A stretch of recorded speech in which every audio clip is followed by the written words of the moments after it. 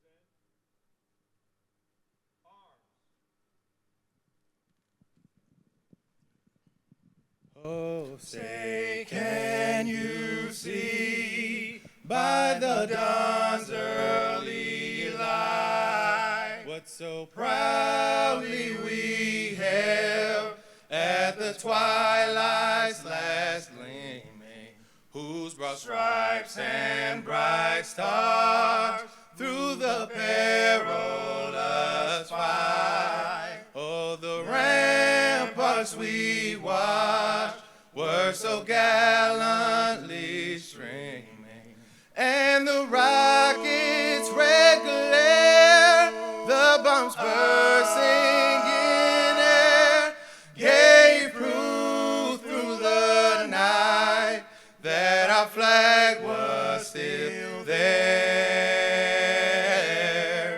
Oh, say, does that star-spangled banner yet waves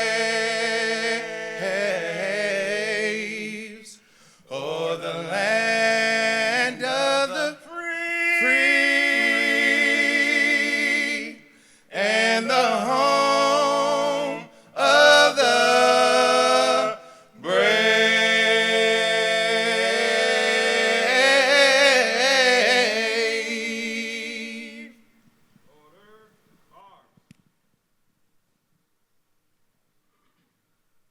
I pledge allegiance to the flag of the United States of America and to the republic for which it stands, one nation, under God, indivisible, with liberty and justice for all.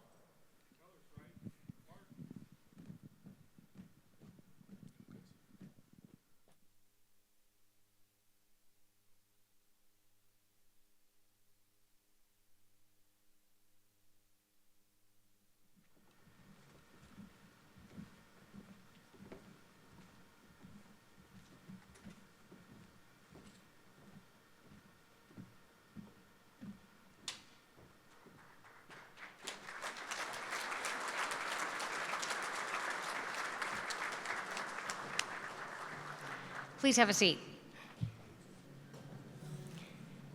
We will now have the invocation by Father John McCaslin.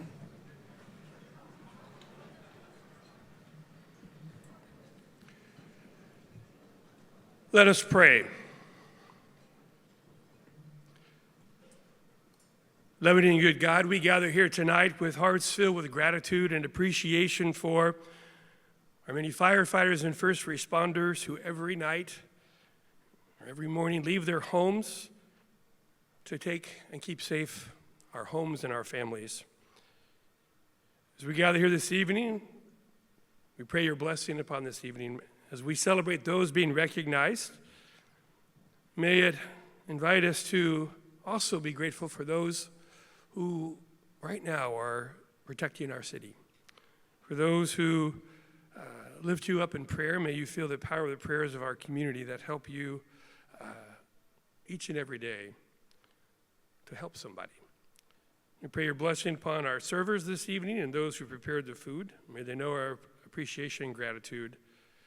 And may we continue to lift up our first responders and our firefighters, that they may know, not just tonight, but always, our profound appreciation for the countless sacrifices and services they provide us. We ask all this through your holy name. Amen.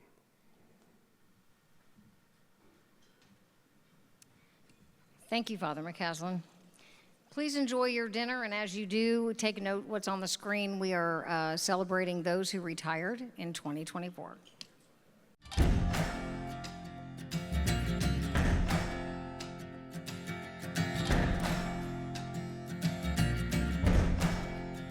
You gotta find your people, the ones that make you feel alright, the kind you wanna stay up with all night. You gotta find your people, the ones that make you feel whole. They won't leave your side when you lose control. The ones that don't let you lose your soul.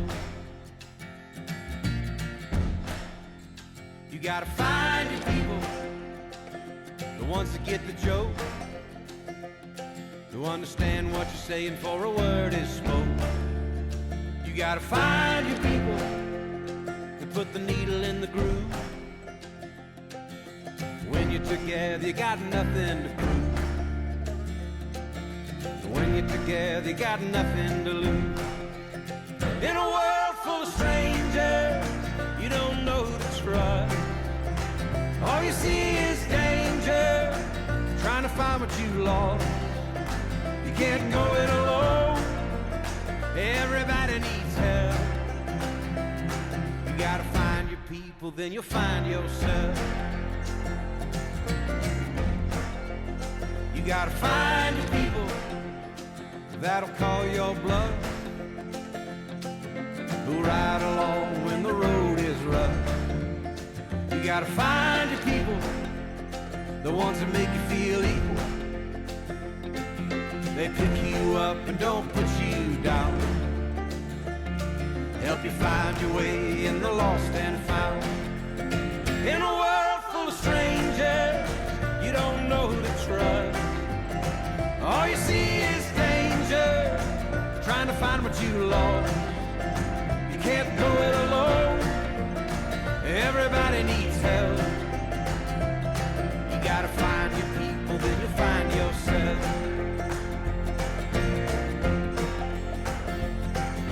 The ones that understand you, the ones that lend a hand to you, the ones that don't demand anything from you.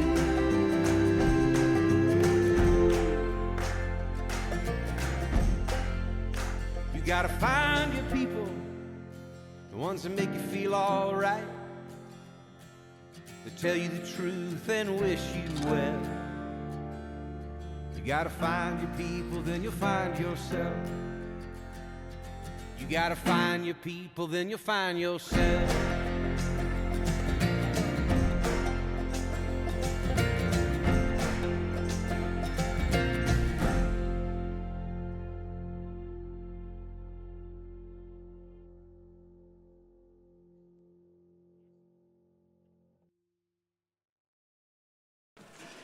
Well, indeed, good evening, and thank you, Rita, for that kind introduction. It's always an honor to be here in every year that I've served to celebrate the outstanding individuals and the work that Indianapolis Fire Department does each and every day. The bravery and the sacrifice that have precipitated your presence in this room tonight, well, it simply cannot be overstated. 2024 brought its fair share of challenges to our city and to our city's residents. And with the weather we've had so far this year, I know that there's been no shortage of emergencies. But through it all, our residents knew that they could count on you to help them in their hour of critical need. You are the folks who go far beyond your call of duty for all the residents of this city. You are the people who care enough about your neighbors to put your lives on the line whenever necessary. And for these reasons and so many more, first responders like yourselves are truly indispensable. So before tonight's honors are handed out, and on behalf of the city of Indianapolis, I want to take this opportunity to thank Chief Malone and all the heroes of the Indianapolis Fire Department, both those with us and those we have lost, as well as their families. So congratulations to all tonight's honorees, whether sworn or civilian. Through your bravery, through your support, through your commitment, through your dedication, we are a safer, a more secure, and better city. And on behalf of that grateful city, I give you its thanks.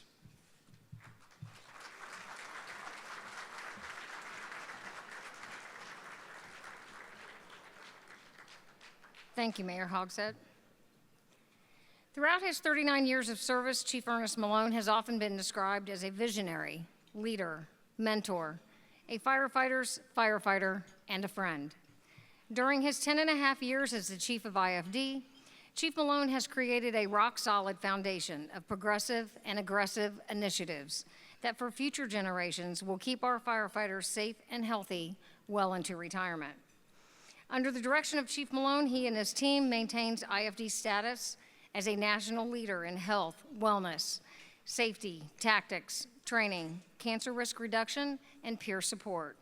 Ladies and gentlemen, I give you the Chief of the Indianapolis Fire Department, Chief Ernest Malone.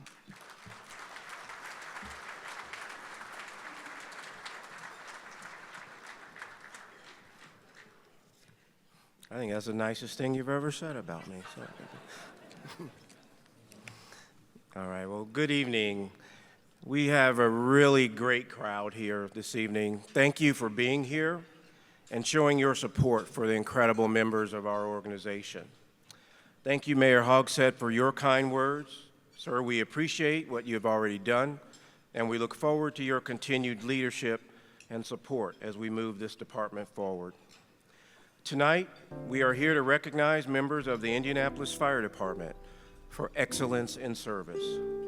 It's important to note that all of the award recipients were nominated and chosen by their peers, which only adds to the incredible honor it is to be nominated, let alone be a recipient of one of these awards. So please be sure to congratulate all of our nominees as you see them during the course of our evening. I would also like to take a moment to thank the 295 firefighters on duty protecting us while we're here. To each and every one of them, go ahead, thank you.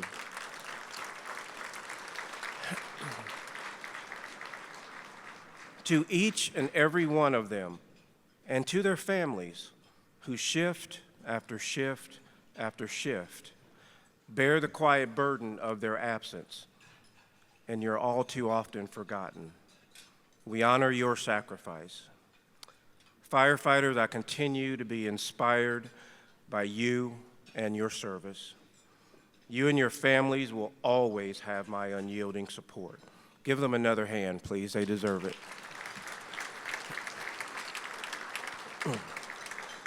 I remind you of this because you see, folks, it's very important for people to understand that it's not just what one of our firefighters may be doing at any given moment during his or her tour of duty that makes them so special in my view. It's what they're willing to do. That should always be admired, respected, and appreciated. This evening, I say to you that the challenges we face in our world are real. They are serious, and they are many. Brothers and sisters, I won't tell you that these challenges will be easily met or in some short span of time. None of this will be easy. But as you have heard me say before, we are firefighters. We don't do what's easy. We do what's necessary. The weight and measure of our challenges will not define us, nor will they determine us. I believe the answers to our problems, they don't lie beyond our reach. I believe they exist in the knowledge, skills, and abilities, and in the imagination of the people just like you in this room. During the ceremony tonight, you will hear stories of incredible courage, commitment, and compassion. 3 words that I believe accurately describe our Indianapolis firefighters. Before we begin the awards, I would like to acknowledge and thank all of our firefighters and civilian personnel for the incredible work you do each and every day. Thank you to our city leaders, our board members, public safety and community partners. We have a great fortune to work with each of you throughout the year. I don't usually mention names. I'll probably miss people, but I saw Chief Thacker, saw Chief Purvine, unfortunately. I saw Chief Beam, I saw Chief Jones.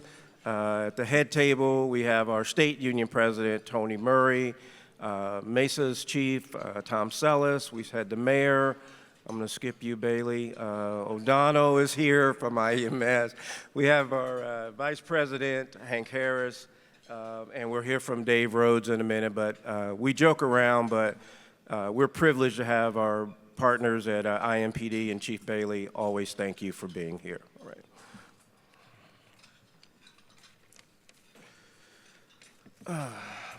I would like to offer a special thank you again to our partners in labor.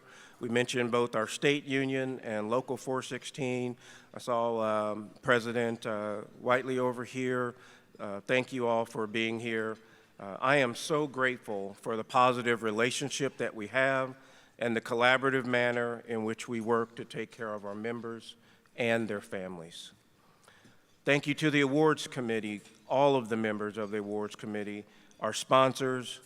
Just know without you, this ceremony would not be possible. Lastly, thank you to all of the IFD administrative staff. Whether you're sworn or civilian and you're part of the administrative staff, please stand. That means now, please. Give them a hand, please. Thank you.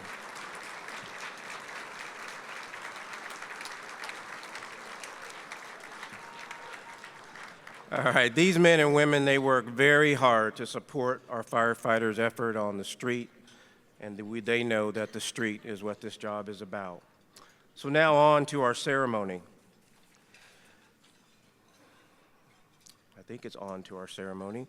As you hear these stories and watch these videos, I believe that each of us will be filled with a sense of honor for those who came before us, a sense of pride for those who protect us today, and a profound hope for the future of our fire service. This organization has been charged with a great responsibility. The people in our community are depending on us, and we will not let them down. For over 165 years, our firefighters have responded to thousands of calls for service. almost all of which emergency medical incidents, special operations runs, technical rescues, and of course working fires, they never make the headlines or end up being liked or retweeted on social media. But I believe it's important for you to know this evening that your efforts, the efforts of your fellow firefighters over the years on these unheralded incidents, are no less important to our citizens of Indianapolis. They're no less important than the celebrated ones, and are most certainly a big part of why our organization is seen as one of the finest in America. As we honor our current members here this evening, please take a moment and silently thank the men and women who have given their service and their protection of our city. We must remind ourselves that we drink deeply from a well of service that we did not dig. In the ultimate equation, I don't believe that we will be measured by the margins of our personal victories, but instead, we will be measured by the lives we lead and our effort to help others. It gives me, as it should you, great comfort in knowing that the men and women of the Indianapolis Fire Department are on duty, ready to assist our neighbors every call, every day, every time. I offer my deepest appreciation to each of you, and I could not be prouder than to be serving with you. Thank you and enjoy your evening.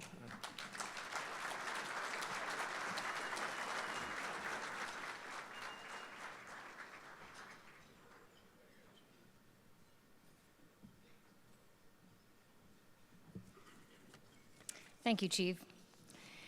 We are honored to have David Rhodes, Editor-in-Chief of Fire Rescue Media, and who also serves as the Education Director for FDIC International, as our next speaker. David is a 38-year fire service veteran who retired after spending his last 17 years as a battalion chief with the Atlanta, Georgia Fire Department. He is a chief elder for the Georgia Smoke Diver Program and has been a member of the FDIC command staff for 23 years. He too is a huge supporter of what we are accomplishing here in Indy, and we are excited to have Dave as an honorary member of the IFD family. Dave is here to give us a few words, but also to present our first award of the evening, the 2025 FDIC Service Award.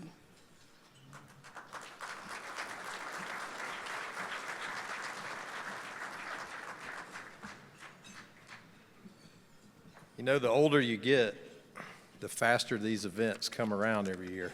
It seems like we were just here, and now it's almost time for FDIC again. So this is my third year here in an official capacity, but it's actually my 27th year coming to the city for FDIC. And I think I even said last year, sort of my home away from home. I know sometimes when you're in a system and you're in the day-to-day grind, you don't appreciate it as much as somebody who may see it from the outside, but I want to tell you, you really have something special here. Not just the fire department, but the city of itself. It's a great place. It's a beautiful place. It's a perfect place for FDIC, and I know we're going to be here for many years to come. I think we're at least 9 more years on the contract. Mayor said he's got a couple more hotels coming. That's going to help us out tremendously. But, you know, doing the keynote at FDIC and stuff, obviously people in the fire department know me, but as I was checking in the hotel a little while ago, there was a lady behind me waiting to check in, and she was about my age, maybe a little bit younger. And the lady at the counter said, you have a reservation? I said, yes. She said, what's your name? I said, Rhodes. And I heard a noise, and I turned around, and the lady was kind of like, and she was whispering to her husband something. She goes, psh, psh, psh, psh, psh. So I check in, and right before I get ready to go to the elevator, she goes, excuse me, did you say Rhodes? And I was like, why, yes. And I thought she was going to say, I heard your keynote 3 years ago, and it was phenomenal. And she goes, are you related to Dusty Rhodes, the great American dream? And of course, I want to represent the city well. And I said, yes, ma'am, that's my father. So I've made some lifelong friends here over those 27 years. A lot of you with the Indianapolis Fire Department and many out in the township. Last year, I messed around with a certain friend of mine who was on the potential of becoming an Indianapolis employee. And I walked in to the safety officer's briefing, and I said, I want to thank Chief Matt Stewart for giving me a new Wayne Township hat. And I put on an IFD hat and secured it and got some pretty good laughs. So he told me to make sure that I let you know that he was having me a Center Township t-shirt made. So you may see me in a Center Township t-shirt at FDIC. So I don't know what you guys did, but it didn't work out, so you got to get back to the drawing board. All right, let's move along. Do we need to get the awardee up? Yeah, I'm ready. All my years here, and I'd never heard that term, but I laughed when it was. Ready? Yep. Is he coming? Okay. All right, the FDIC Service Award. There's so many folks that work to make the show a success, and it's always an honor to start the show out with this. The relationship between Brendan Harnett and FDIC began long before he was hired on IFD, and thankfully for us has continued without fail. The 21-year veteran firefighter currently serving as a division chief with IFD began helping with FDIC as a student with Ivy Tech State College through his fire science program. He had just attained his paramedic science degree at IUPUI and was working as a firefighter paramedic with the Buck Creek Township Fire Department.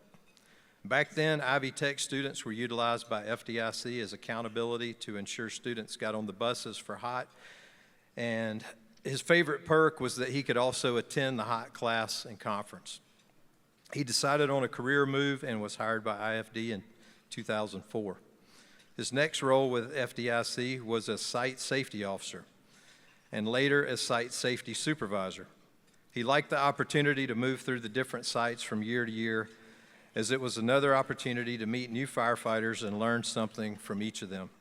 Since 2019, Brendan has been the overall FDIC HOT safety officer and now coordinates and staffs the more than 60 site safety supervisors and officers for all 23 HOT sites. Additionally, he coordinates with the FDIC medical, and as luck would have it, they are all IFD personnel from his current assignment as the division chief of EMS. Brendan, your experience and contribution to FDIC are vitally important to the health and safety of our HOT students, the conference attendees, and the FDIC command staff. We appreciate your continued commitment and years of dedicated service. So on behalf of the entire FDIC team at Clarion Events, it's with great appreciation that we honor you with the 2025 FDIC Service Award.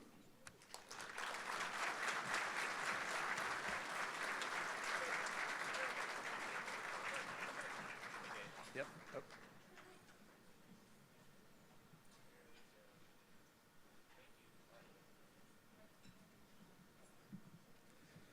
And in the fashion of Chief Malone, if you help us with FDIC in any capacity, would you stand up? And please give those folks a round of applause too. Any capacity at all. We couldn't do it without you guys. It's an unbelievable partnership. Thank you.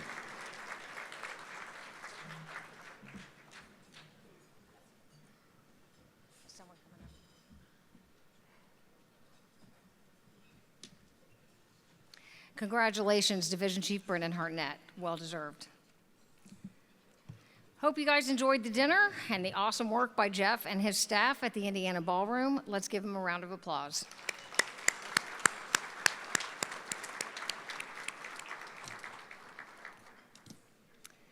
In 2024, the IFD Retirees Club lost 28 of their members and gained 45 who retired.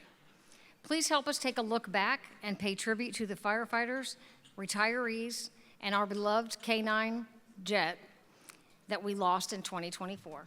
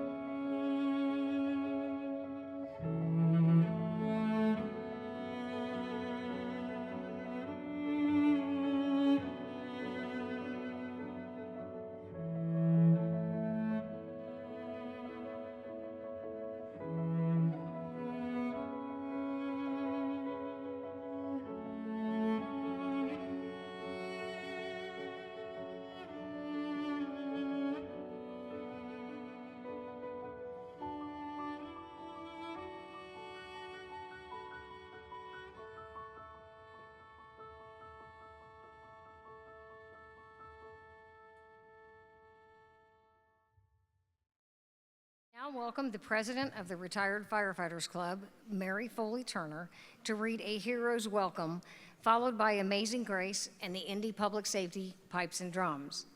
As we honor those who passed, you will hear Amazing Grace initially played in the traditional manner. However, in the spirit of also celebrating the time we had with our loved ones, the pipers will transition into a rousing rendition of Cajun Grace and keep our night one of celebration.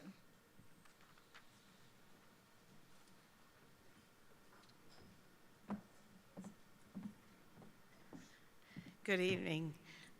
That was a little tough. A lot of those guys were my mentors, and I have a lot of gratitude for what they taught me. A hero's welcome. Time to come home, dear brother, your tour of duty through.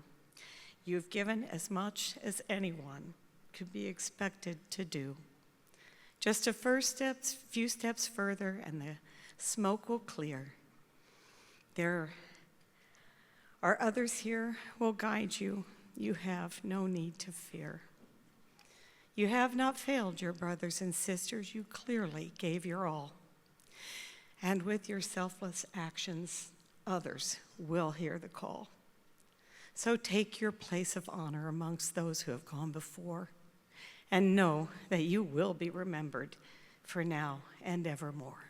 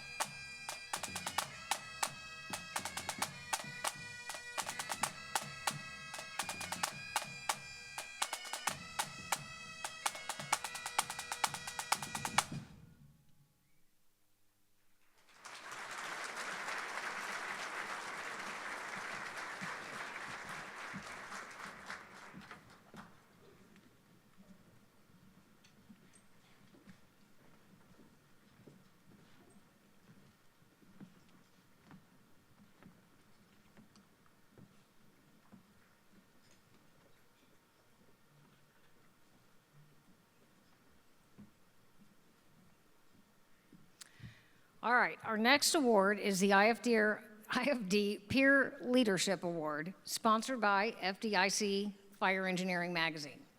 This award was first presented in 1993 and is given to a firefighter who best demonstrates the qualities and characteristics of dependability, loyalty, attitude, responsibility, initiative, and desire. It is voted on by their peers. If I could have the 3 shift commanders come on up. They will read the names of the shift finalists. For those of you nominated, when your name is read, please stand at your seat. Once the finalists are read for the shift commander will read the winning recipient's name. If you are the winning recipient, please come up to the stage and receive your award. Battalion chiefs, if your person is chosen and you'd like to come up with them, feel free to do so. First off, we have shift commander Ben Coe. All right, our A-Shift peer leader nominees are Engineer Keith Slintz, Private Tara Bishop, Lieutenant Ross Meyer, Lieutenant Mike Boyd, Engineer Brian Green, Private Brian Kim, Private James Dillman.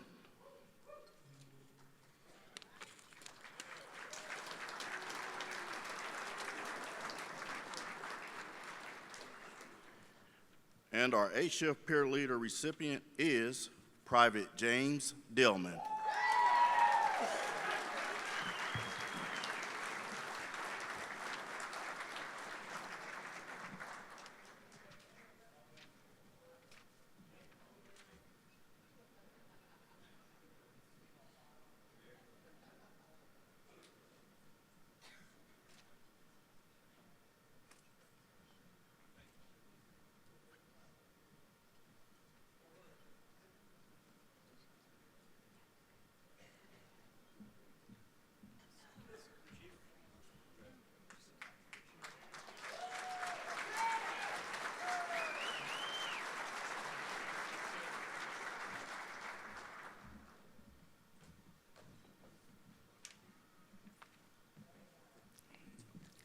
It is my pleasure to announce the B-Shift Peer Leadership nominees: Private John Hubner, Lieutenant Gary Barkwell, Private David O'Connor, Private Justin Baker, Captain Brian White, Engineer Stephen Russell, and Lieutenant Mike Perry. And our B-Shift Peer Leader recipient is Private David O'Connor. On his behalf, Chief James Turner will accept the reward.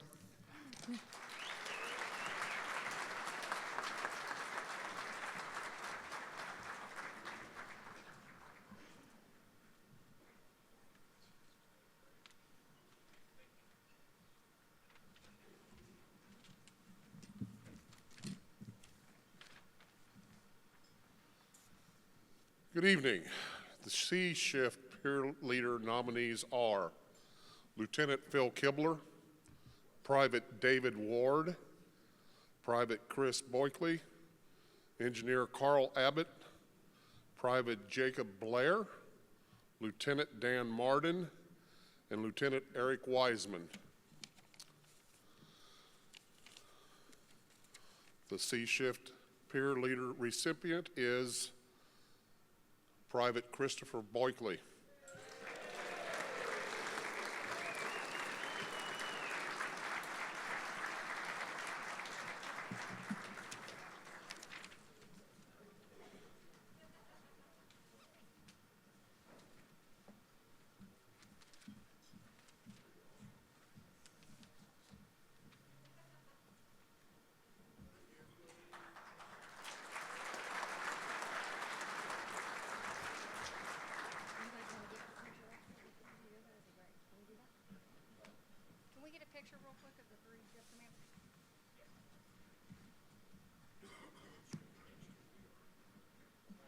Jody?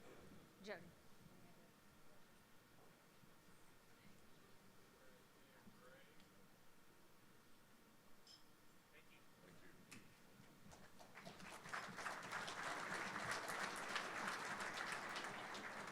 Congratulations to the recipients. The The hard work and dedication of the firefighters of the IFD and their compassion for helping the people of our great city are always on display. We present the following 2024 video, which offers you a glimpse into what we do every day. The video was produced by Joel Harson. Take a look. We've come a long, long way together, through the hard times and the good. I have to celebrate you, baby. I have to praise you like I should. We've come a long, long way together, through the hard times and the good. I have to celebrate you, baby. I have to praise you like I should.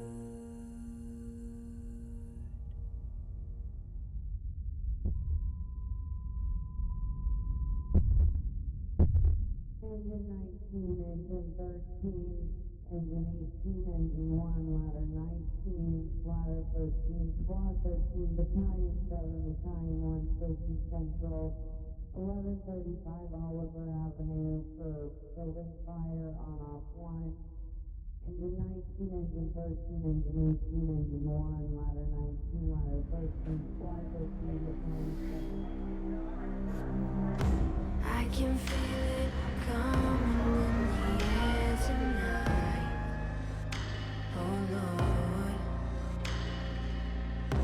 I've been waiting for this moment for all my life. Oh Lord, can you feel it coming in the air tonight? Oh Lord, oh Lord.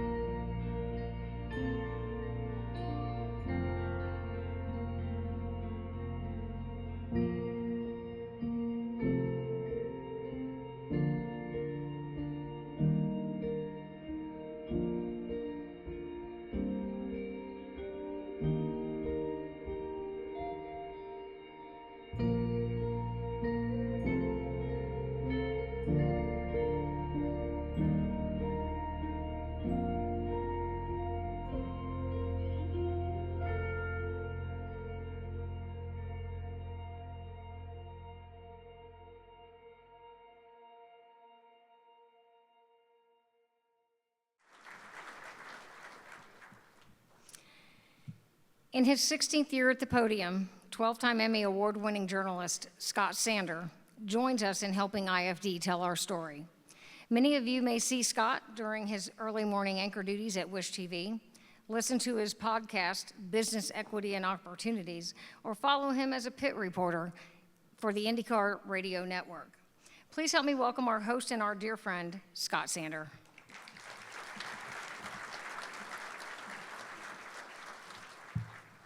If I have not said lately, and I think maybe it's been a couple of years, it is humbling to be a civilian in this crowd.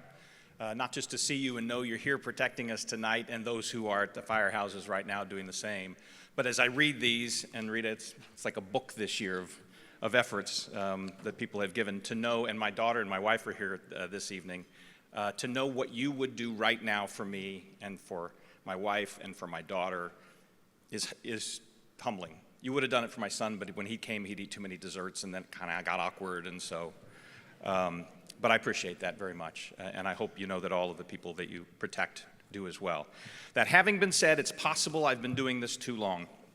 I think it was Monday this week, maybe Friday last week, someone, I think the technical term is knucklehead, drove a car out onto the White River, just about a mile west of here. And we immediately had a live picture out there. And I'm old enough that now I'm soft enough that the only thing I care about is if anybody's in danger. Immediately word came back, it's empty. Good. Well, that's a really good picture, though.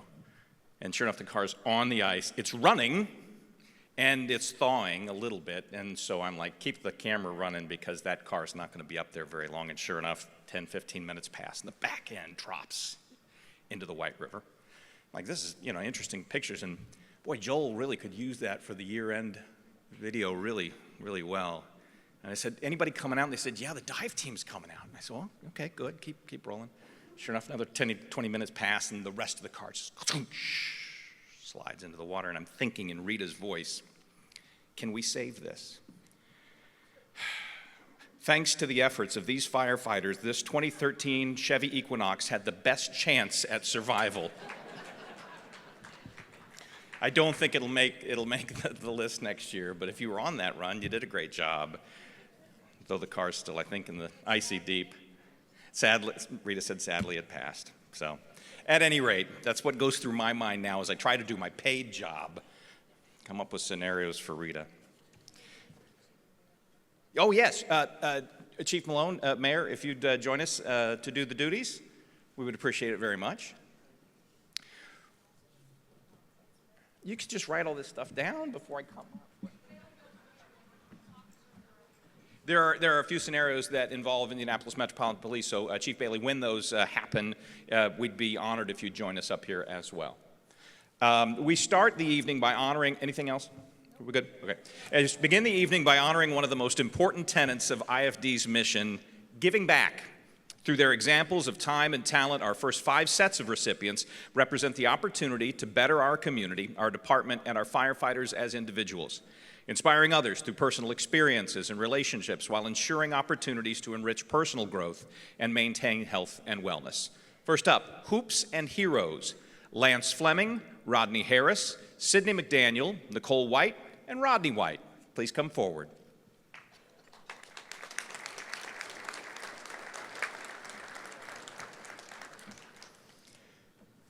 2014 IMPD officer Kim Carmack died because of domestic violence, a tragedy that should never have happened and affected many in the community very deeply. The same year, the Hoops and Heroes event was created in honor of Kim and brought domestic violence awareness to our town. Nicole White, the domestic violence victim herself, had escaped her situation and later met and married IMPD officer Rodney White. They, together with IMPD Sergeant Sidney McDaniel, created the Hoops and Heroes Fund to honor Kim, raise awareness, and raise money to support victims. The plan was an annual basketball game between IMPD and IFD. Rodney and Sidney would coach the IMPD side. IFD firefighters Captain Rodney Harris and Engineer Lance Fleming would coach the IFD side. This year will be the 9th annual Hoops and Heroes event, which has successfully raised more than $500,000 in support of domestic violence survivors and advocates for change. Somehow, the series stands at 4 games apiece, and while we support each other on the street, on the court. It is all business. Be on the lookout for this year's game. We hope you will attend. There's a lot on the line. Nicole, for your dedication and commitment to helping those in our community, we award you the IFD Citizens Commendation. Rodney, Sydney, Lance, and Rodney, we award you the IFD Public Service Award.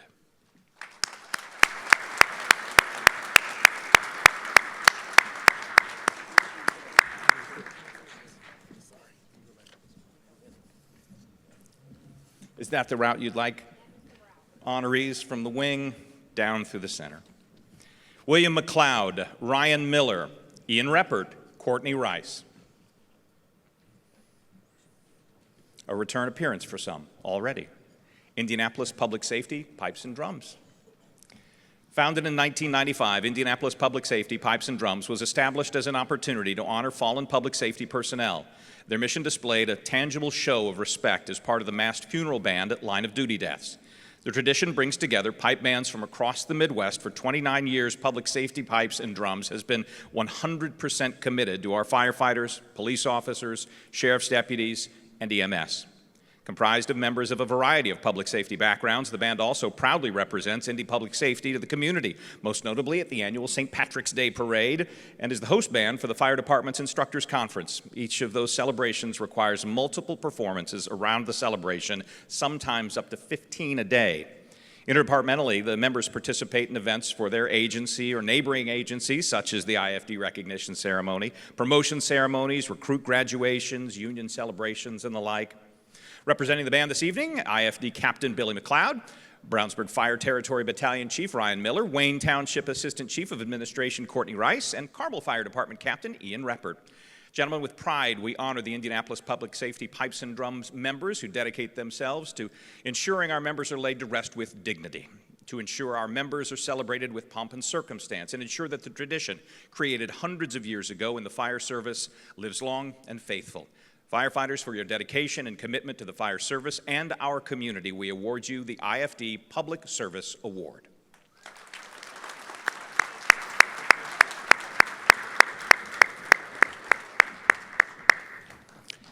Please come forward, Eamon Brandon, Isaac Torres, Brendan Sullivan, and Lance Long.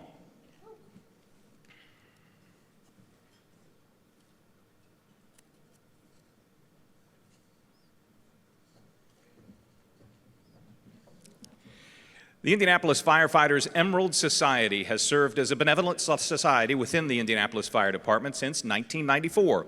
Since that time, they've endeavored to promote fellowship, community, and scholarship, both within IFD and community at large.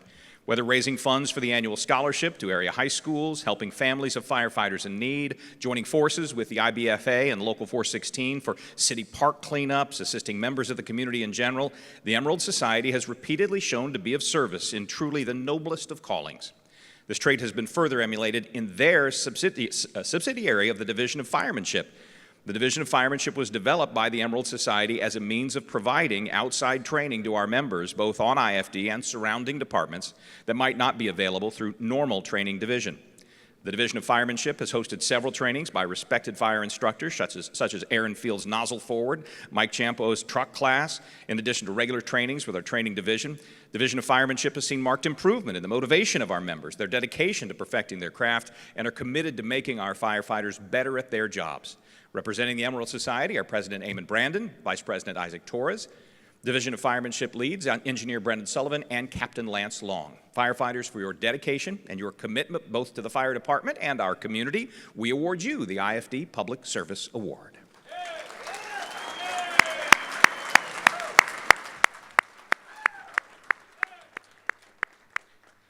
Sir, it must be said that hooting and shouting is totally encouraged tonight, so thank you for showing leadership. Corey Floyd, Tracy Graham, Aubrey Reedus, and Sherry Laney.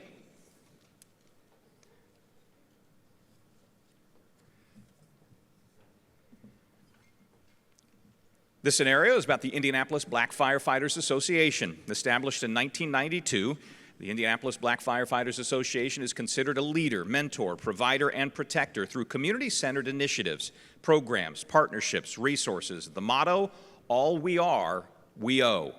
The IBFA carries out its mission through various programming and partnerships paired with resources made available to the organization's members and to the community. Several of these initiatives include the annual Thanksgiving food giveaway in partnership with Gleaners, Christmas at the Firehouse, Juneteenth Peace Walk, participation in the Circle City Classic, community service programs including a child car seat safety program and fire prevention and education, just to name a few. Thousands of Indianapolis families are benefiting from the IBFA outreach and are better, safer, and healthier for it. The IBFA is also committed to enriching the future of the fire service with well-prepared candidates by hosting recruitment drives, informational sessions. Hundreds of interested candidates have attended the information and tutoring sessions, giving them the best chance at succeeding in what is a highly competitive process. Representing Indianapolis Black Firefighters Association are President Corey Floyd, Vice President Tracy Graham, Treasurer Aubrey Reedus, and Secretary Sherry Laney. Firefighters, for your dedication and commitment both to the fire department and to the community, we award you the IFD Public Service Award.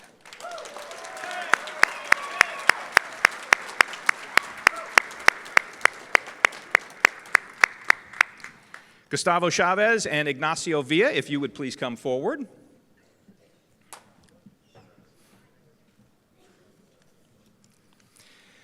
Late June 2024, firefighters Ignacio Villa and Captain Gus Chavez volunteered their own time to travel overseas as part of the United Firefighting Training Network to help with necessary training for firefighters in Paraguay, Argentina, Brazil, and Chile. The idea for the training mission was established in 2015 after 3 firefighters in Paraguay lost their lives battling a fire in a silo. It was determined the absence of essential personal protective equipment, such as SCBAs, and inadequate training were significant contributing factors to what turned out to be an avoidable tragedy. A simple SCBA pack would have saved the lives of those 3 firefighters. Most firefighters in Paraguay are volunteers, and the scarcity of equipment, the fire training courses that are minimal, mainly due to insufficient resources. Additionally, an essential factor for successful training is the ability to communicate effectively in the native language of the people of South America, in which both Ignacio and Gus excel. Coordinating the mission would take several years as these firefighters work to source, obtain, and provide as many resources as possible. With the assistance of several fire departments, including IFD, necessary equipment was donated. Some departments provided fire apparatus at low cost. One generously donated 2 trucks at no cost.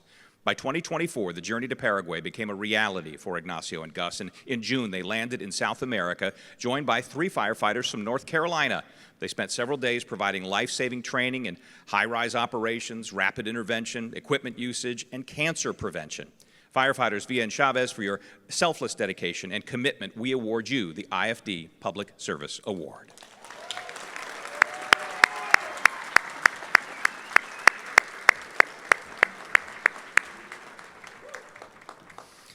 Please make welcome Ned Shannon, Anna Foster, Dylan Brown, and Brooke Stevenson.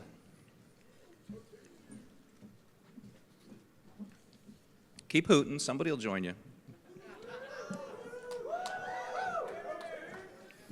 Since 2018, Pro Team Tactical Performance has provided IFD with world-class musculoskeletal rehabilitation services. With humble beginnings in a small section of IFD headquarters basement to the more than 2,200 square foot facility at IFD's Health and Wellness Center, Pro Team continues to far exceed national averages in patient-reported outcomes like low back injury surveys, in which Pro Team's athletic trainers facilitate 76% improvement versus 31% improvement nationally. Patient satisfaction, Pro Team Tactical, 96% completely satisfied, national average 72%. An overall clinic ranking of 30 out of 4,200 clinics per a national electronic medical recording ranking. Although patient-centered care is the cornerstone of Pro Team, the positive impact on reducing the number of shift days lost from 12.25 in 2018 to less than 7.5 in 2013. That's a 39% improvement. And the reduction of surgical interventions from 106 in 2018 down to 25 in 2023 has had tremendous fiscal benefits to IFD as well. The outstanding results in compassionate care are provided by the Pro Team Tactical Performance Athletic Trainers, Anna Foster, Brooke Marsh, and Dylan Brown. Anna, along with Ned Shannon, were the first PTP employees and set the bar high for Brooke and Dylan to follow in their graduate school clinical rotations and later as Pro Team employees. The attention to detail, the commitment to understanding the rigors of firefighting specifically, application of those experiences to their treatment plans, and the excellence in service delivery are integral to each of these healthcare providers. Ned, Dylan, Anna, Brooke, for your unwavering commitment to the IFD, we are happy to present you the IFD Citizens Commendation.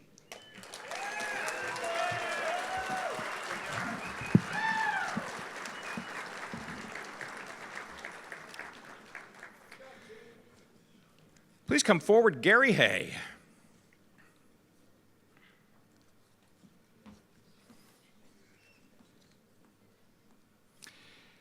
After 30 years of dedicated service, canine handler Gary Hay is retiring from Indiana Task Force 1, having served the state of Indiana and our nation as a canine specialist in the FEMA Urban Search and Rescue Response System. He just turned a very young 70. He's a native Hoosier, son of a volunteer firefighter, and resides in the city of New Carlisle, up in St. Joseph County. It was 1992 when Hay, whose full-time job as a trucking contractor with the Postal Service, started training dogs as a hobby for competitions. This evolved into search work when he joined Indiana Task Force 1 in 1994. Between 95 and 2024, Gary deployed 24 times, including the 1996 U.S. Olympic Games in Atlanta, the World Trade Center collapse in New York, the Maui wildfires, Surfside collapse, and most recently to Florida and western North Carolina for tropical cyclones Helene and Milton, just to name a few. Within the search community, he is regarded as a national public safety hero and has provided many families with much needed hope or closure after locating a loved one as part of a missing person search and rescue or human remains recovery. Outside of his full-time job and between deployments, he leads Indianapolis-based training sessions for his canine and other members of the task force canine division. Training is held rain or shine. It is a 320-mile round trip for Hay every time. In 2012, he was among a small group of Task Force 1 canine team handlers that formed Friends of Indiana Disaster Search Dogs, a civilian-led affiliate of Task Force 1. In all, he has trained 7 dogs. I hope I get these right. Frederick von Kruger, Freddie Rubble, Boone, Wiley, Eddie, and Virgil. Yeah? Okay.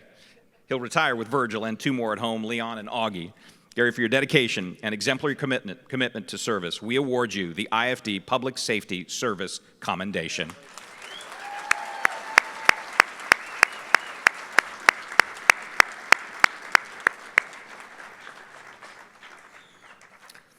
Why don't we think of cool names like Frederick von Kruger for our animals? Andrew Hawes, please come forward. This will take us to 2828 East 10th Street in the early morning hours of March 24th. Heavy black smoke and rollover conditions were prevalent inside the vacant 2-story building on East 10th Street, with every window and door blocked or boarded up. Reports of a person trapped had been made. Private Andrew Hawes assisted in advancing a 1 3/4-inch attack line when he heard the faint sound of someone yelling for help. He left the landline and found a stairwell leading into the basement of the structure, descended the stairs, and found a victim barely conscious. Single-handedly, Hawes carried the adult male up the stairs and toward the exit. Once up top, he was assisted by members of Ladder 27 in exiting the building to waiting EMS personnel. It is believed the man was using the building to stay warm and lit a pile of trash on fire inside. The fire quickly got out of hand. The man, unable to get out, went to the basement to escape the smoke and clearly almost died. It is because of Private Hawes' aggressive actions that the victim survived. Private Hawes showed exemplary performance of his duties under difficult conditions. So Private Hawes, for your quick action and dedication, we award you the IFD Award of Courageous Distinction.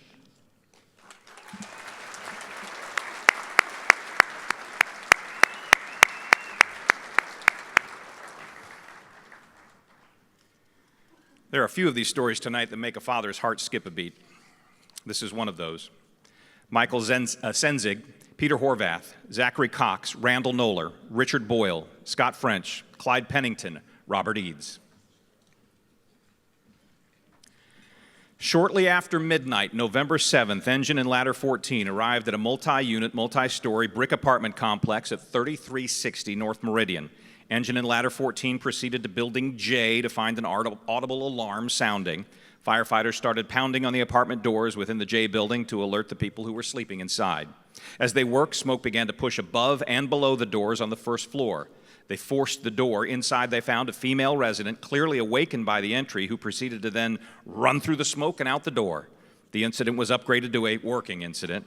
Once outside the apartment, the woman told the firefighters she had left her 2 children inside. She advised the children were in the back bedroom and one child was asthmatic. Heavy smoke continued to push harder toward the floor and out the door. Attack lines were stretched. Engine 14 began working on extinguishing the fire in the kitchen. Firefighter Cox, Firefighter Nola, realizing the time was of the essence, quickly proceeded to the back bedroom, located the 2 children in their cribs, and scooped them up and covered them with their coats. Both firefighters exited the apartment with the children, who were delivered to their mother waiting outside. Both children were cleared by IEMS medics and found to be in good condition. A subsequent primary and secondary search were conducted and found to be all clear. Firefighters, for your aggressive efforts at locating these precious babies and rapid extinguishment of the fire while working as a unit, we award you the IFD Unit Commendation.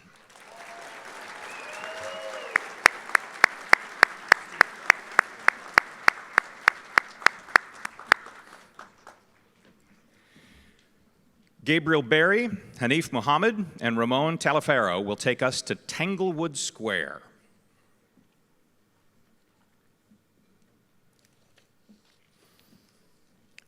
Tuesday, December 3rd, Engine 4 was returning to the station after a medical run when a dispatch to 1742 Tanglewood Square for a possible apartment fire came in.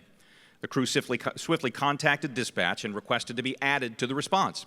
Because of their proximity, Engine 4 would arrive first on the scene. With the initial size-up revealed no visible signs of smoke or fire, Engine 4 established command and relayed they'd investigate. As the crew made entry into the building, investigation promptly uncovered charring on the front window and door. Engine 4 relayed to mark the incident a working fire, ensuring additional resources were mobilized. Engine 4 laid a 5-inch supply line from a nearby hydrant and deployed a 1 3/4-inch hand line to start fire suppression. Ladder 4, arriving as the first ladder company, assisted in breaching the front door, allowing for quick entry. Despite some hoarder conditions inside, which created significant obstacles, the crew persisted with aggressive interior attack and search, and within a few minutes, and despite the obstacles created by the amount of clutter inside, they located and removed an unconscious woman. Firefighters Berry, Talafero, and Muhammad safely brought the woman downstairs and out of the structure, where they transferred her to IEMS Medic 4 for treatment. Upon returning to the inside of the building, a secondary search was conducted, and firefighters found and removed several dogs that had been hiding upstairs. The animals were safely removed to the unit and attended to. Firefighters, for your aggressive search and rescue and diligent efforts at saving this woman's life and the dogs, we award you the IFD Unit Commendation.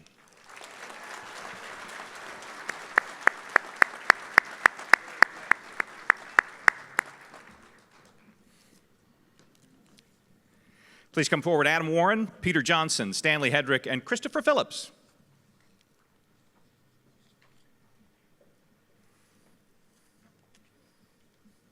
November was busy. Just before 1 o'clock in the morning, November 23rd, 2023, Engine 23 responded to the report of a childbirth at 1472 Salisbury Lane. On arrival, they were met by the mother, who was in process of delivering a set of twins.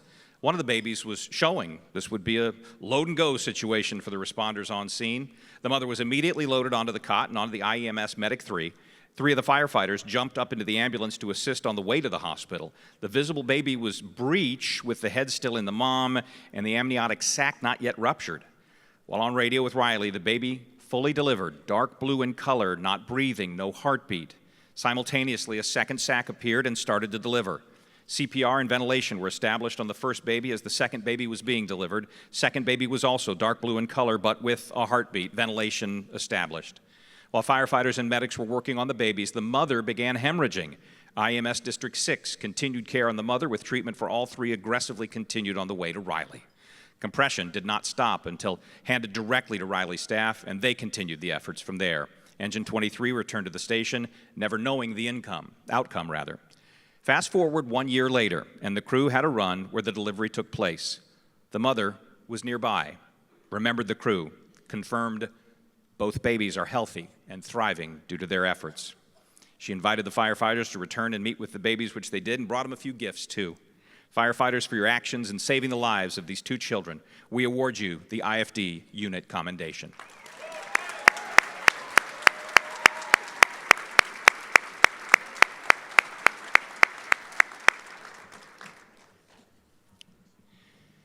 Please make welcome Richard Boyle, Zachary Cox, Daniel Kane, and Connor Robinson.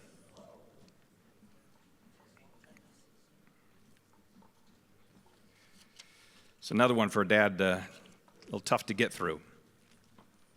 January 21st, engine and ladder 14 were dispatched to 245 West 38th Street for a pulled fire alarm. On arrival, the firefighters investigated and found nothing obvious showing. They were told by other residents that a female was activating the pull stations and indeed found multiple pull stations activated, but no alarm sounding. Those residents told the crew the female was living in room 201. They proceeded to contact the male resident of 201. The man stated his little sister had mental and emotional issues and that, yes, she did activate the pull stations. Firefighters stated they needed to talk directly to the girl to ensure she was okay. The man allowed the girl to speak with the firefighters, but maintained direct physical contact with her. She was asked if she needed assistance from police or medical, and she stated no. Intuitively and collectively, the firefighters knew something was not right and persisted in asking questions. In the briefest of moments, when the man was not looking at her, she mouthed, "Yes," and shook her head up and down, indicated she needed help. Although she had no visible injuries, her appearance was disheveled, she appeared to be shaking. Firefighters backed out of the apartment. The man shut the door. Engine 14 called for IMPD for female in danger, and moments later, loud yelling was heard from inside the apartment. The crew staged out of the way but nearby until IMPD arrived. The man who was trying to exit at police arrived, was coming up the stairs, and was detained and arrested.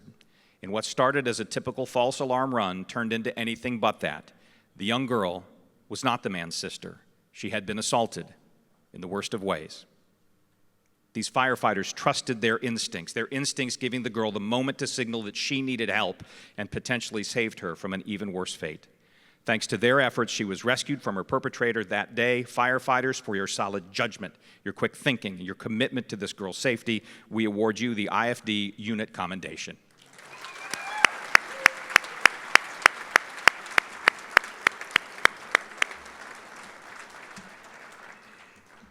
Told you. Matthew Ginn, Grant Garthwaite, George Heslin, and Chad Kelly.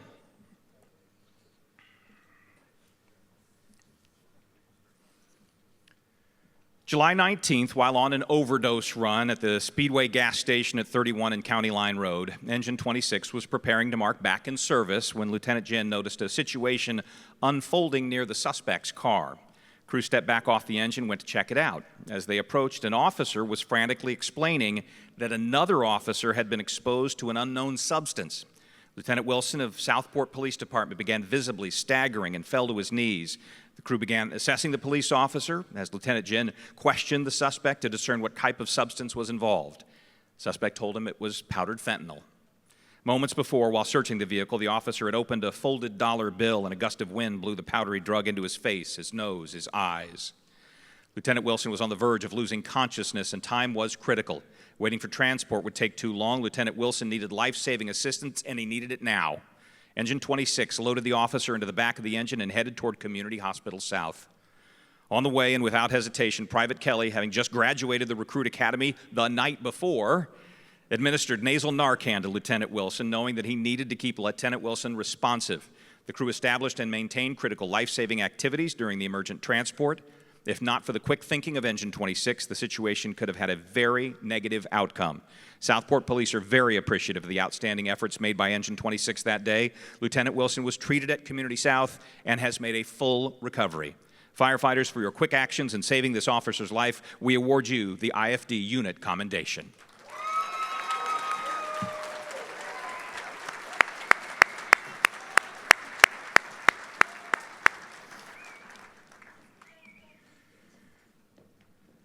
Please come forward, Joshua Worth, Nathan Heastand, Logan Bowman, Brett Brock, Ryan DeArmond, Tyler Putnam, and Benny White.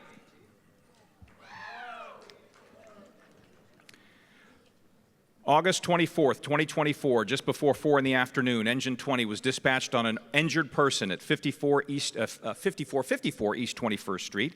On arrival, the crew of Engine 20 found a victim who had fallen off a traffic wall and into a storm culvert.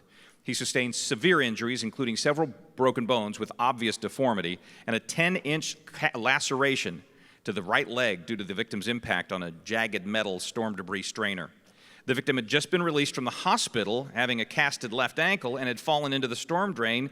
It was a 12-foot fall. Because of the injuries, the victim was unable to walk and had been in this compromised position for an extended period. Despite calls for help, they were out of sight, out of earshot of passersby. Access to the victim was difficult because of dense vegetation, unstable footing, and extreme slope. Engine 20 requested through dispatch that Ladder 20 be dispatched. The additional manpower was a clear necessity, despite both Engine 20 and Ladder 20 running short due to already scheduled department details. The rescue crews, displaying outstanding situational awareness, determined the safest and most efficient route of victim removal was through a 5-foot-tall drain tunnel and making the 70-yard hike to a small opening on the opposite side of that structure. Tunnel passed under a parking lot and a commercial strip mall. Securing a backboard, they assessed, bandaged, and packaged the patient for travel on the dark, wet, and debris-filled tunnel. Once through the tunnel, the patient was handed to an awaiting IEMS crew, which they'd staged while forming the plan of action. Firefighters, for displaying uncommon ingenuity and vigilance in the timely and safe removal of this victim from further harm, we award you the IFD Unit Commendation.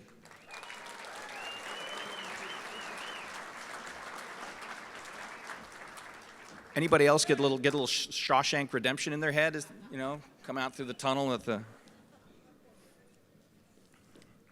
Our next group of recipients were off duty when they found themselves called to serve. Their selfless actions are a stark reminder that commitment to community goes well beyond duty at the firehouse.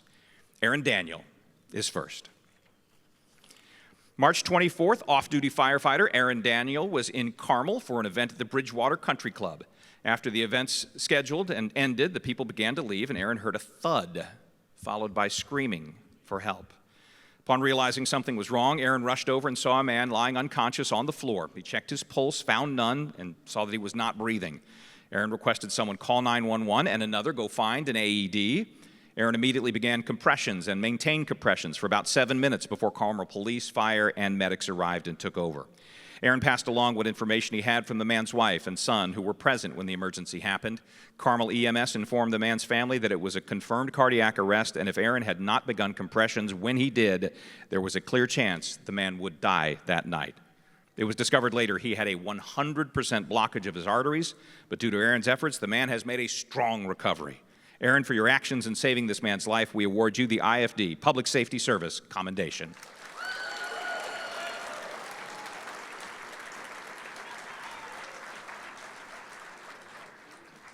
I don't know if Rita's going to give you guff for telling you guys to yell, but I like it. We're going to make this a tradition.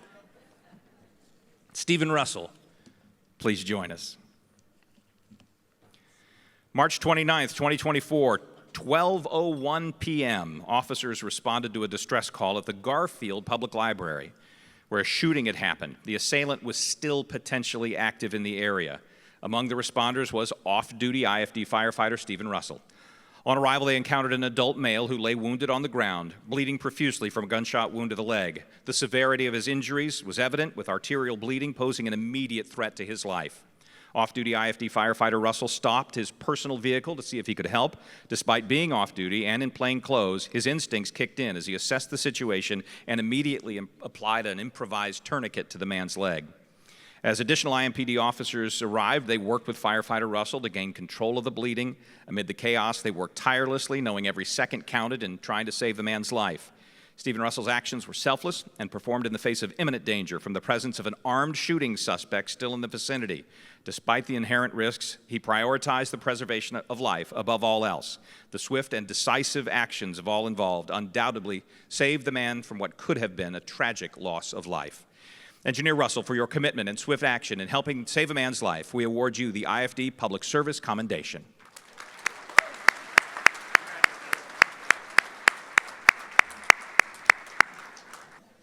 Mark Baranco, good to see you.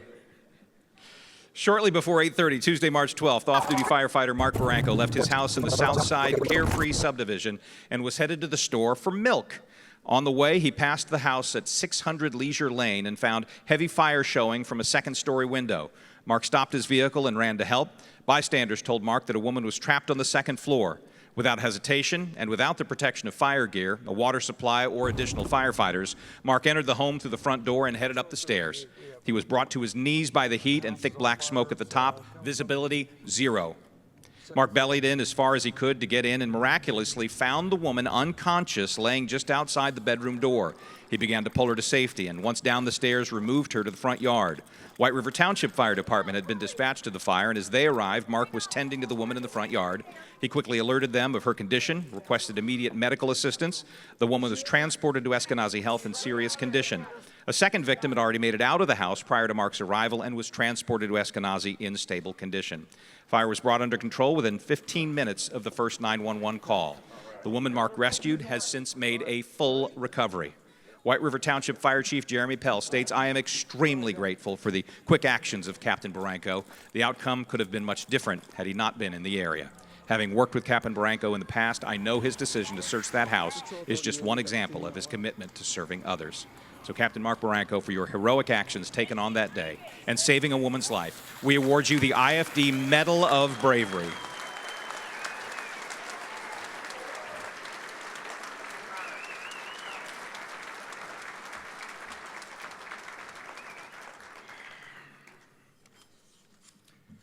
Oh, look here. Mark Barranco, come forward. Oh, I had it. I just put it in the wrong spot.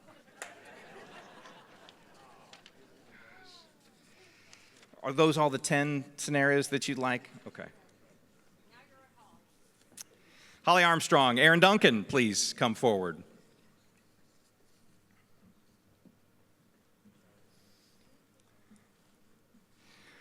"4:33 in the afternoon marks the start of rush hour traffic along North Meridian. Multiple calls poured into 911 telling dispatchers that a car drove off the road at 7700 North Meridian and hit the Second Presbyterian Church.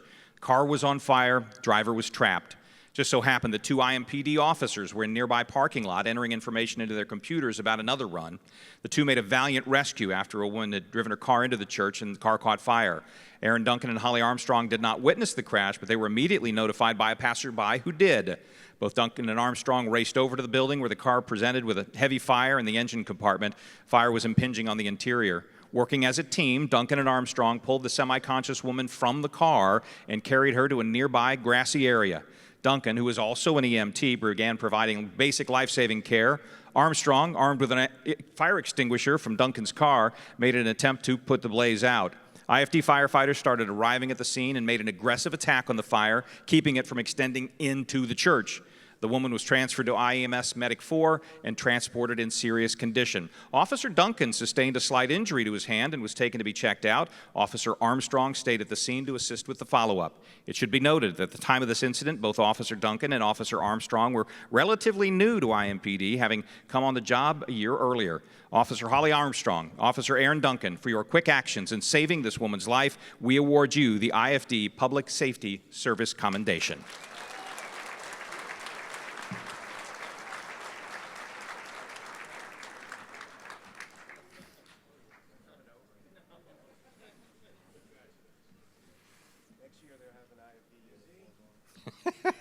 Chief Malone's going to recruit him. Did I say that out loud? Where's Chief Bailey? Sorry, Chief Bailey. Especially if they can play basketball.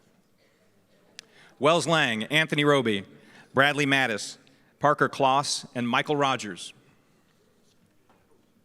Shortly before 7 o'clock in the morning, October 7th, IFD Engine 2 and IMPD officer Michael Rogers were dispatched to 42nd and German Church Road for a reported car in a retention pond. The retention pond sits behind a housing addition, southwest corner of the intersection. On arrival, a vehicle was indeed visible in the pond, about half submerged. Headlights were on, with no one on shore. Engine 2's crew and the IMPD officer made a rapid decision to enter the water and see if anyone was inside. Upon reaching the car, they discovered the windows were still rolled up, the doors were locked, and inside lay a man unconscious in the driver's seat. Officer Rogers had a window brake device on him, was able to break the passenger side window. The driver was unresponsive to any command, so time clearly was of the essence. Private Wells Lang made entry into the car to release the driver's seat belt, which was still secured. The vehicle had filled with water, making access to the patient difficult. Working together, the crew of Engine 2 and Officer Rogers pulled the patient from the submerged vehicle and brought him up the bank and to the shore. CPR was immediately started, the man transported to an area hospital.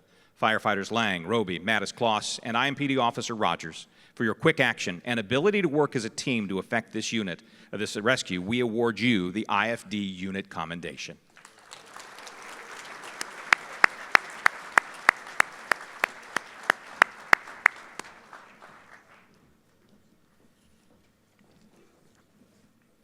Please come forward Mitchell Sanders, Timothy Jennings, Philip Judd, John Riddle, Craig Jenkins, Isaiah Lewis, Zechariah Jenkins, and Ryan Kosler. Another rush hour incident at the literal height of rush hour. 5 o'clock p.m., September 7th, IFD Engine 8 and Engine 17 were sent to 75th and Binford Boulevard on report of a personal injury accident. Both engines arrived at the same time and found bystanders pointing to the west side of Binford at 69. Upon further investigation, firefighters found a vehicle off the road in a ditch upside down in a body of water. Bystanders reported the driver was still in the car. The run was upgraded to entrapment.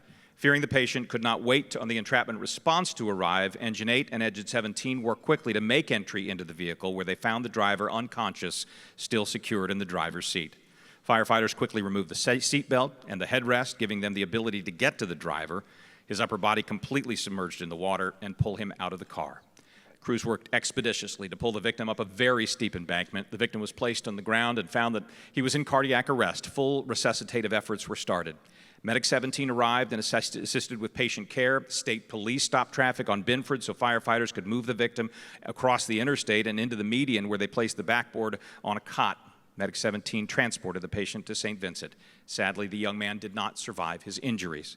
But firefighters, for your ability to work together as a team and effect the rapid rescue of this young man, we award you the IFD Unit Commendation.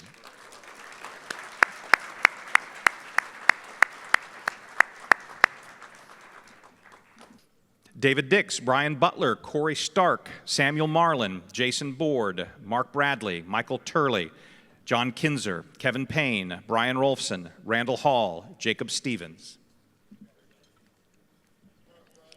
May 5th, just after 1:30 in the afternoon, Engine and Ladder 15, along with Engine 46, were dispatched to 2100 Cleveland Street, Beech Grove, for a vehicle accident with entrapment.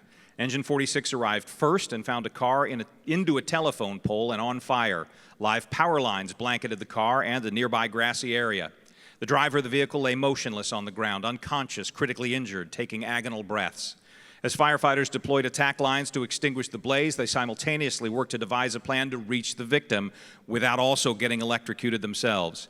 Private Kinzer ran to Ladder 15, grabbed a fiberglass pike pole. Without hesitation, he extended the pole toward the driver, hooked the belt loop on his jeans, rolling the driver over so he was no longer in contact with the energized vehicle.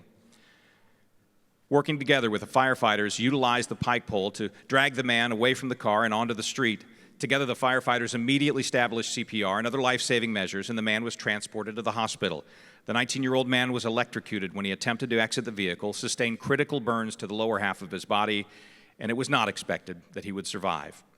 However, due to their rapid intervention by these firefighters, at risk of their own safety, the man is alive and continues to recover today.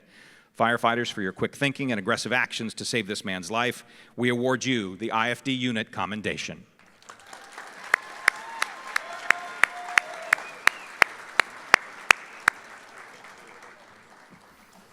In the middle of that, I had this thought about the WWE event happening down the street. Whatever storyline they come up with couldn't be as really remarkable as that.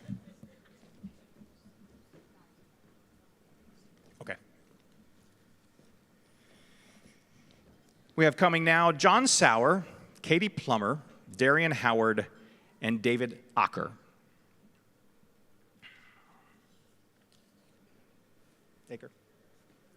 David Acker.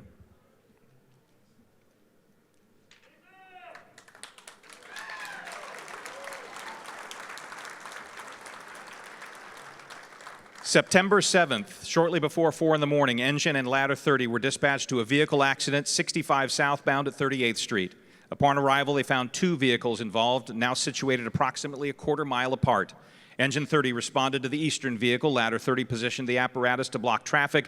Ladder 30 investigated the western vehicle, finding one occupant who was unharmed and told to wait for state police. Captain John Sauer and Private Dave Aker were standing on the shoulder of the interstate beside Ladder 30 when Private Darian Howard and Private Katie Plummer noticed a speeding car approaching. Despite their warnings for the car to stop, the vehicle struck Captain Sauer and Private Aker at high speed. In the immediate aftermath, Private Howard radioed for more resources and rushed to assist. Captain Sauer, once hit, was thrown onto the hood and the windshield, landing on the ground, and was now under the car, face down, bleeding. Knowing they needed to free Aker, Captain Sauer helped the driver out of the vehicle, and along with Private Howard and Private Plummer, they removed the car off him. They began immediate care, assessing and treating his injuries. Engine 30 and Medic 30, hearing the radio traffic, raced to the scene on foot. Medic 30 began immediate transport of Private Aker to Eskenazi Hospital. Captain Sauer was also transported, assisted by another unit. In a situation that would challenge even the most seasoned firefighters, Private Howard and Private Plummer demonstrated exceptional composure and teamwork. They had trained together at the academy and were preparing to celebrate their one-year anniversary on the job. When asked about their response, Private Plummer said simply, "We looked at each other, took a deep breath, grabbed our equipment, and went to work."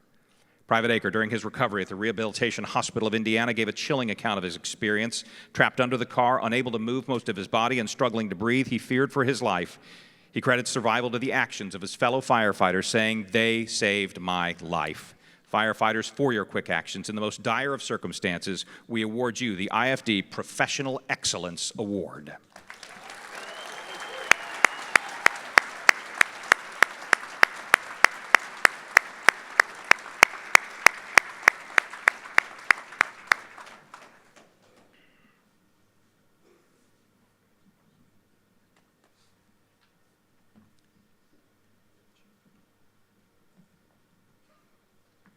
Thomas White, Jordan Schaefer, please come forward. Wednesday, March 27th, shortly before 4 in the afternoon, Squad 10 was dispatched for a person shot at 3442 Blue Spruce Lane inside the Villages at Mill Crossing apartment complex, northeast side. While on the way, dispatch relayed additional information to Captain Tom White that there was a 5-year-old child shot at the location. Thinking there may have been 2 people shot, an adult and the child, Captain White asked for Engine 10 to be dispatched for additional manpower. Squad 10 arrived to find a female child on the sidewalk, shot in the abdomen. Critically injured, the young girl was going in and out of consciousness. White and engineer paramedic Schaefer immediately established advanced life support care. IEMS also relayed they had a delayed response with approximately 15 minutes ETA. Formulating a plan for transport was a dire necessity. The patient was not going to survive without immediate treatment. Squad 10 made the decision that the child needed Pediatric Trauma Care Center fast, and transported on Engine 10 was going to be their best option. Squad 10 stabilized the little girl, moved her to the fire engine for transport. With the paramedic Schaefer on board, Engine 10 initiated emergent transport to Riley. Still coordinating with IEMS, while on the way, Engine 10 picked up an on-duty medical director and intercepted with the original IEMS medic along the way. Schaefer maintained ALS care of the child all the way to Riley, where she went into surgery immediately. The little girl was discharged from Riley a few days later and has since made a full recovery. Firefighters, for your quick actions, your decision-making that undoubtedly saved the child's life, we award you the IFD Unit Commendation.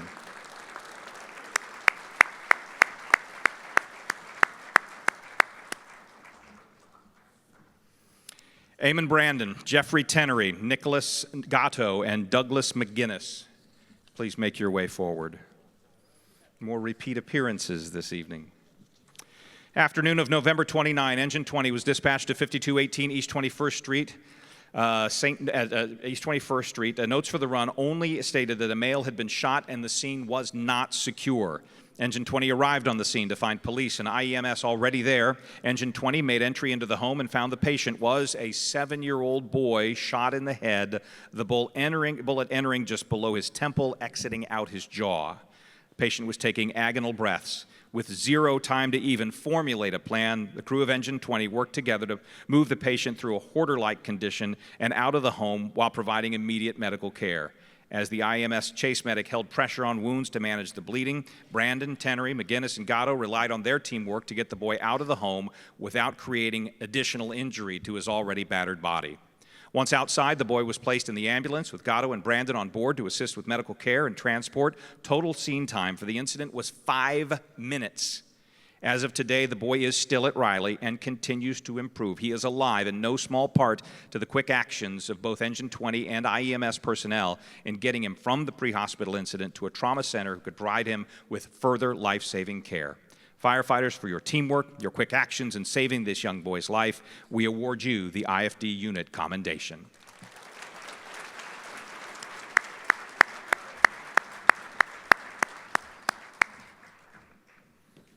Andrew Seiler, Jeffrey Isaacs, Daniel Kroll, Ethan Straker.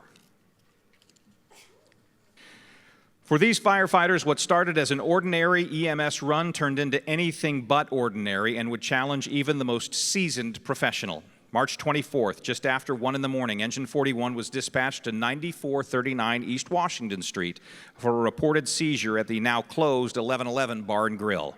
They arrived to find a man, alert and oriented, sitting on a couch inside the club. It was apparently his first day on the job. Engine 41 took vitals and assisted with the removal of the patient out the rear door and into the medic for transport.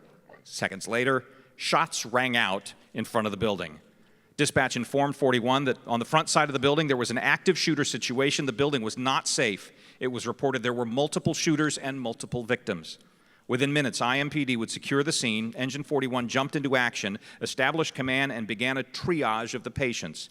5 of the victims sustained gunshot wounds and required immediate medical care and transport, while one of the 5, an IMPD officer, 1 person was killed. Engine 41 maintained command of the incident until the last patient was transported and no other patients were found. Despite going on the run for a seizure and transitioning into a mass casualty active shooter, these firefighters maintained their cool and relied on their training to work together as a unit without fail. The club was permanently shut down 24 hours later.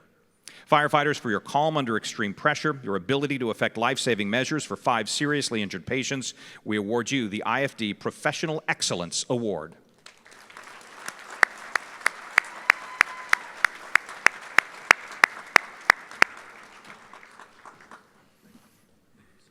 Continue with a bit of a theme here with Gary Randolph, James Whedon, Reginald Dukes, Abram Moore, Broderick Thompson, Quentin Beverly, Megan Ridley, DeAndre Townsend, Joshua Helton, James Johnston, Gregory Middleton, Lloyd Taylor, Travis Tornquist, Tracy Graham, Devin Randall, Corey Kinder, and Daniel Green.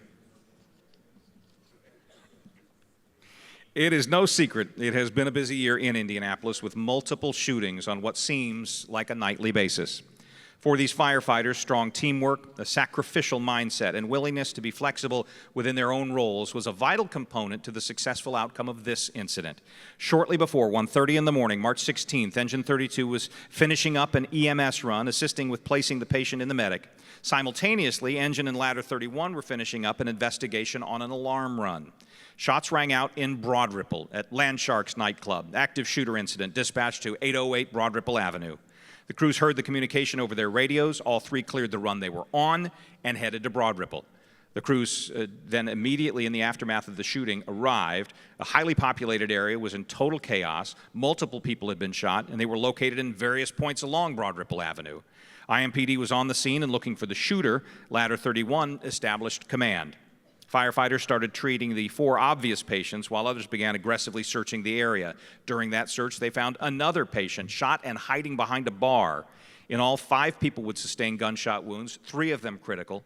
As a collective, these firefighters worked seamlessly and with the utmost professionalism to provide advanced life-saving care, accountability, and assistance with patient transport to area hospitals. As for Landsharks nightclub, it is now permanently closed.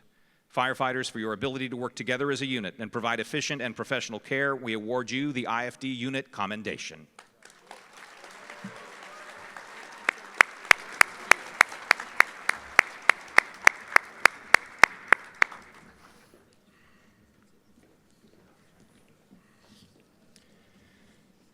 Jeffrey Sullivan, Stephen Horan, Michael Creech, Garrison Burge, and Eric Gull will take us to Kelly Street.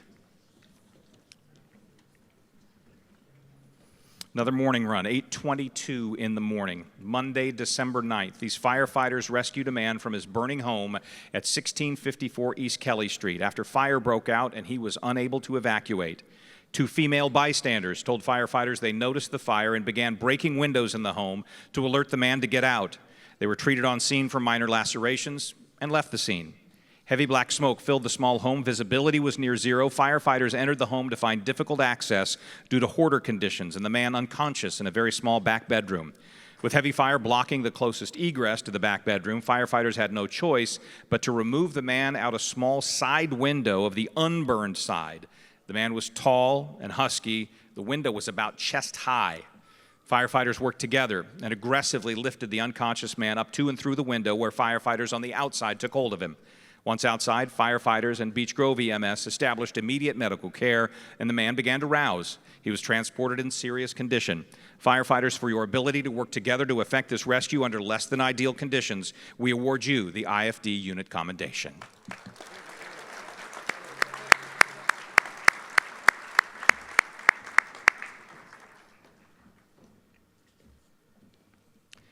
Benny White, Brett Brock, William Bowman, Jason Shives.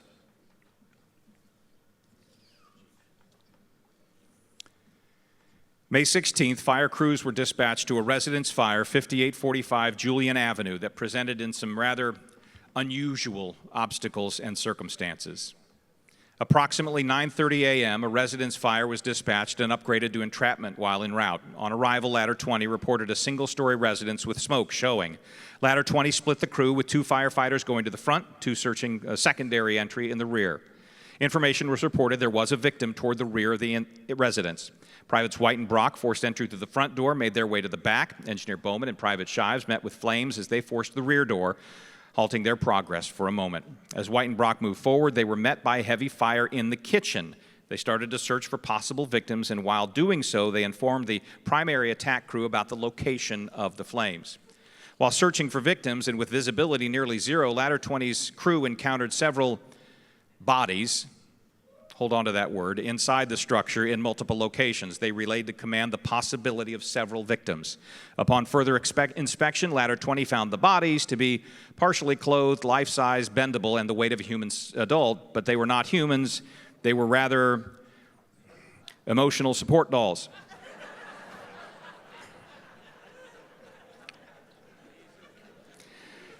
Despite these unusual circumstances, Ladder 20 continued their search, and indeed a human victim was located across one of the mannequins. Privates White and Brock immediately secured the victim and moved him outside through the front door and started CPR. EMS personnel assumed patient care. Ladder 20 continued operations.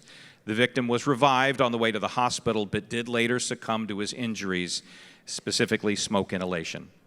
Firefighters, for your tenacity and aggressive actions, which gave this man the best shot at survival, we award you the IFD Unit Commendation.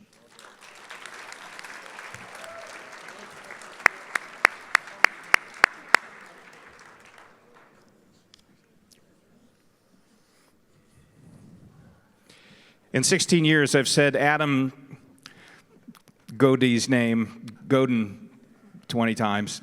Is it close this time? Godi. My daughter's in second year French. She goes, yeah, Dad, duh. So my apologies for 16 years of messing that up, Adam. Brian Sullivan, Justin Kuluk, and Stephen Morris, please come forward. At approximately 1:18 p.m., January 22nd, 2024, Squad 10 was the first on the scene of a working single-story residence fire at 2626 North Dearborn. On arrival, Squad 10 found a fully involved front porch and smoke coming from the eaves of the north side of a double residence. Squad 10 established command, and Engineer Adam Godin rapidly approached the front door. Lieutenant Sullivan spoke with a caregiver on the scene who stated there could be a woman inside, and he notified control of possible entrapment. Hearing the upgrade to that, and without hesitation, Engineer Godin made the decision to enter through the fully involved porch and attempt to search and rescue without the support of a hand line, and shut the door behind him. Quickly moved to his left, found the body of the victim, and began to remove her from the house. While Godin was performing his search, Privates Kuluk and Lieutenant Morris entered the structure, which had now intensified with even more heat, more fire, and met Engineer Godin inside. Kuluk and Morris performed a quick search of the living room, then exited with Godin and the victim. Once outside, it was determined the victim had passed. Bystanders indicated there could be at least 2 more inside. Godin, Kuluk, and Morris then re-entered the structure through the side door at the back of the house Engineer Godey found another victim and removed him from the back of the house. The man was unconscious but alive. The entirety of effecting these 2 rescues totaled 6 minutes. Once outside, Engineer Godey, a paramedic, intubated the victim, whose throat was swelling shut from the smoke. Other firefighters assumed EMS care, and the patient was transported. Sadly, one occupant did not survive, but the other did, and was given the best chance at survival because of the aggressive actions performed that day. Lieutenant Sullivan, for your efforts in effecting this rescue, we award you the IFD Commendation. Privates Cool, Luke, and Morris, we award you the IFD Professional Excellence Award. And Private Adam Godey, we award you the IFD Medal of Merit.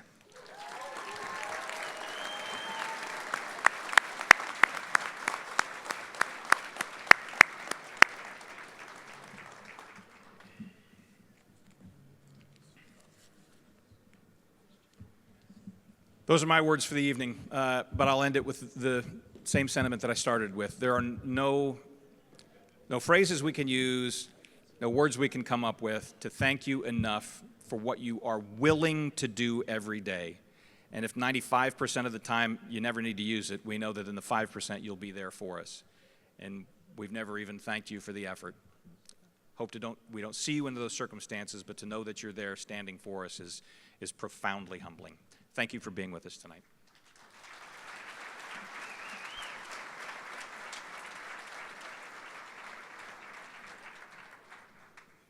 Thanks you, Scott. We are so honored to have him every year, and thank you again for doing such a great job.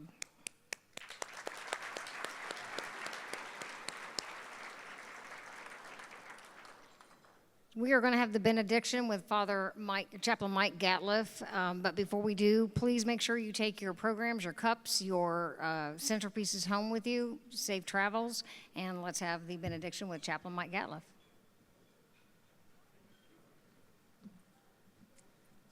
I welcome you to join me for prayer. Our Heavenly Father, we've been blessed with a glorious evening tonight, and how wonderful it is to recognize those individuals, these firefighters, for their energy and efforts that they put forth and are willing to put forth each and every day. I know that these are just examples of wonderful examples of what we have been afforded here in the Indianapolis Fire Department, how wonderful we have been blessed through all of our firefighters. I pray your watch over them each and every day. I pray over their families as well, that they might be in peace as their loved ones go off to work.